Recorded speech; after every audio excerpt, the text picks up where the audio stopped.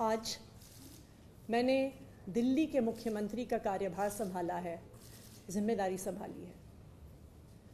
आज मेरे मन की वही व्यथा है जो भरत जी की थी जब भगवान श्री राम 14 वर्ष के लिए अयोध्या से वनवास पे गए और भरत जी को अयोध्या का शासन संभालना पड़ा। जिस तरह भरत जी ने 14 साल तक भगवान श्री राम की खड़ाऊ रखकर अयोध्या का शासन संभाला, उसी तरह से आने वाले 4 महीने के लिए मैं दिल्ली सरकार चलाऊंगी।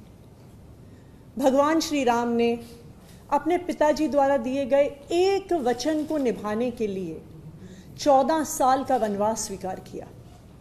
इसीलिए हम भगवान श्री राम को मर्यादा पुरुषोत्तम कहते हैं। उनकी जिंदगी हम सबके लिए मर्यादा और नैतिकता की एक मिसाल है।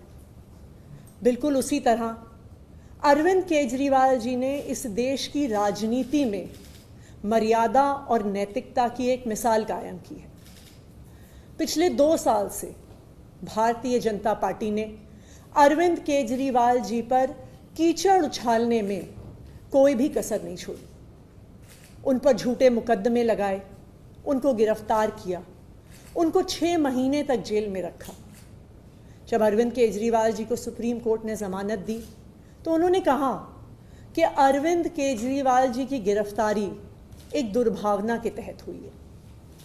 शायद कोई भी और नेता होता तो मुख्यमंत्री की कुर्सी पर बैठने से पहले 2 मिनट भी नहीं सोचता, लेकिन अरविंद केजरीवाल जी ने कहा कि मैं तब तक मुख्यमंत्री की इस कुर्सी पर नहीं बैठूंगा जब तक दिल्ली के लोग उनकी ईमानदारी पर भरोसा नहीं दिखाते, और उन्होंने मुख्यमंत्री पद से इस्तीफा दे दिया।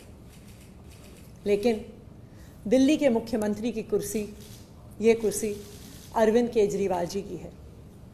मुझे पूरा भरोसा है कि फरवरी में 4 महीने में जो आने वाले चुनाव हैं, दिल्ली के लोग अपने प्यार के साथ, अपने आशीर्वाद के साथ, अपने भरोसे के साथ फिर से अरविंद केजरीवाल जी को मुख्यमंत्री की कुर्सी पर बैठाएंगे।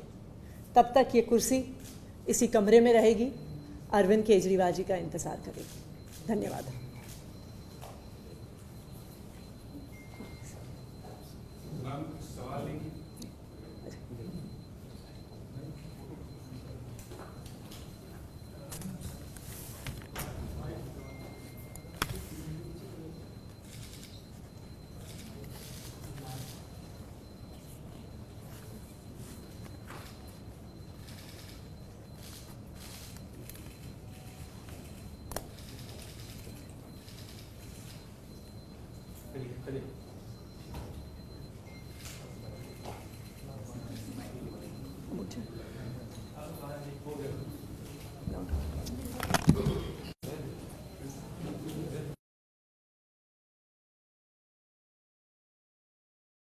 नमस्कार, मैं आश्रुति और आप देख रहे हैं नेक्स्ट 9 न्यूज। आपका बहुत बहुत स्वागत हमारे इस खास प्रोग्राम देश की सच्चाई में। बात करेंगे आज एक बार फिर से दिल्ली की मौजूदा मुख्यमंत्री अतिशी मार्लेना को लेकर, क्योंकि अतिशी भले ही दिल्ली की सीएम बन चुकी हो, लेकिन अब दिल्ली में जो पादुका सरकार की बातचीत शुरू हो चुकी है। दिल्ली में कहीं ना कहीं अरविंद केजरीवाल खुद सीएम गद्दी पर नहीं बैठे, लेकिन अपनी सबसे करीबी और सबसे अहम और मुख्य चेहरे की नेता अतिशी मार्लेना को दिल्ली की सियासत सौंप दी।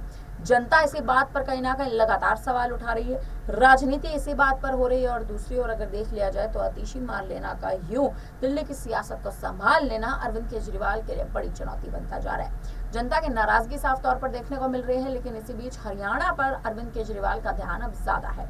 दिल्ली में 2025 में विधानसभा चुनाव है। जनवरी के महीने से तैयारियां दिल्ली में शुरू होती नजर आएंगी, लेकिन दिल्ली में भी अब राज्य दिल्ली को कहीं ना कहीं, या यूं कहें कि केंद्र शासित प्रदेश दिल्ली की कमान संभालने के लिए तमाम नेता जमीन स्तर पर चुनावी मैदान में उतरते नजर आ रहे हैं। इसी बीच हरियाणा की बात कर ली जाए तो अरविंद केजरीवाल कल हरियाणा पहुंचे।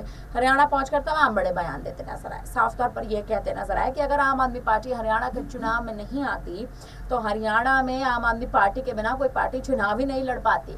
या यूं कहें कि अरविंद केजरीवाल ये बयान देते नजर आए हैं कि आम आदमी पार्टी के बिना विधानसभा चुनाव हरियाणा में मुमकिन ही नहीं है। अरविंद केजरीवाल ये तक कहते नजर आए थे कि हरियाणा की इस जमीन से वो पनपे हैं तो हरियाणा की राजनीति में उनकी जीत होना जायज है।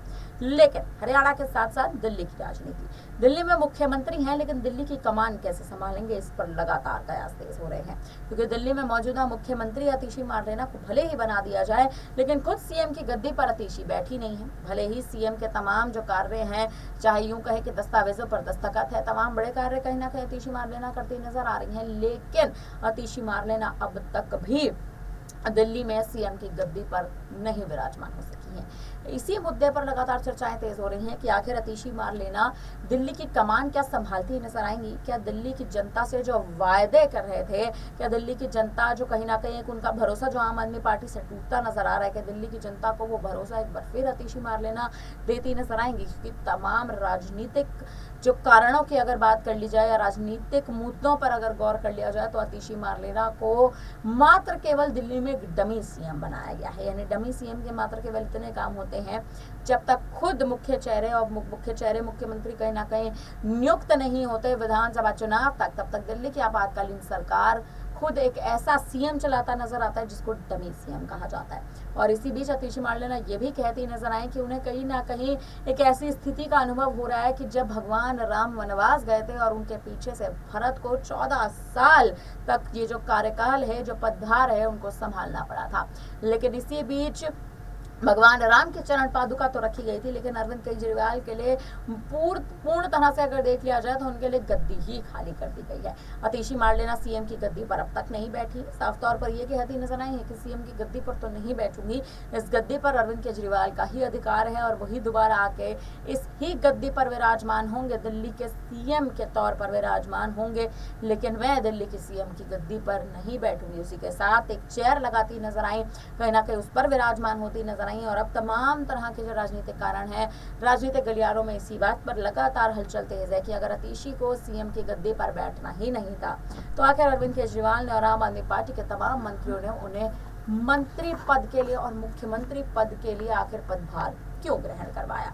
और सबसे बड़ी बात, जो 5 कैबिनेट मंत्री इस वक्त दिल्ली में बनते नजर आ रहे हैं, दिल्ली की सियासत के लिए ये बड़ा उलटफेर भी हो सकता है, दिल्ली की राजनीति में ये बड़ा उलटफेर हो सकता है। और इसी बीच तमाम राजनीतिक कारणों के चलते अगर देख लिया जाए तो दिल्ली की सियासत को संभालना भी बेहद महत्वपूर्ण हो सकता है।